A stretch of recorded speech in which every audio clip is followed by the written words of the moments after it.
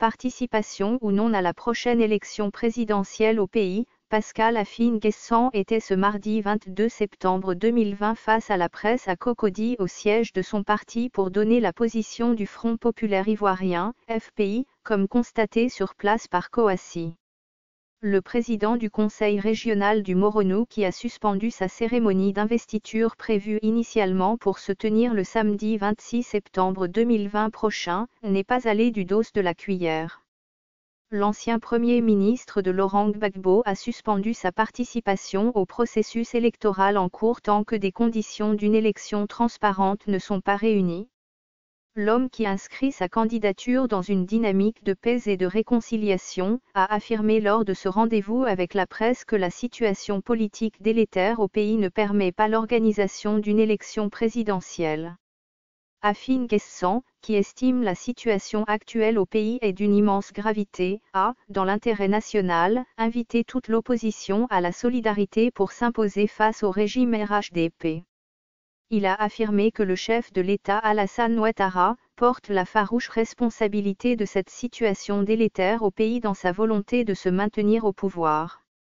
Le président du Conseil régional du Moronou a rappelé qu'il avait mis le Conseil constitutionnel devant ses responsabilités et que cette institution, en validant le 14 septembre dernier la candidature d'Alassane Ouattara, a trahi sa responsabilité en se transformant en une institution aux ordres.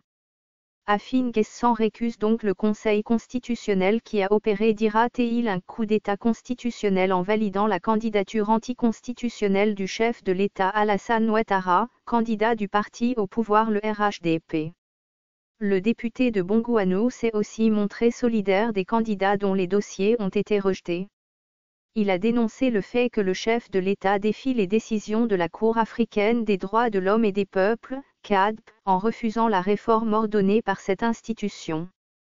La démission du Conseil constitutionnel actuel, la mise en place d'une commission électorale, CI, véritablement indépendante, l'audit de la liste électorale, sont entre autres, les conditions préalables, dira Afi, pour participer au scrutin présidentiel d'octobre prochain. C'est fort de tout cela que Pascal Afine-Guessant souscrit à la désobéissance civile lancée par le président Henri Konan Bédié et l'ensemble des forces politiques et sociales du pays.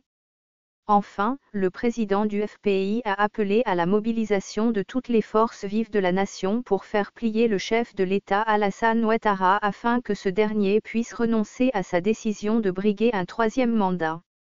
Au nom du FPI, je lance un appel à tous les militants et à toutes les militantes, à tous les Ivoiriens à se tenir prêts dans l'attente des mots d'ordre.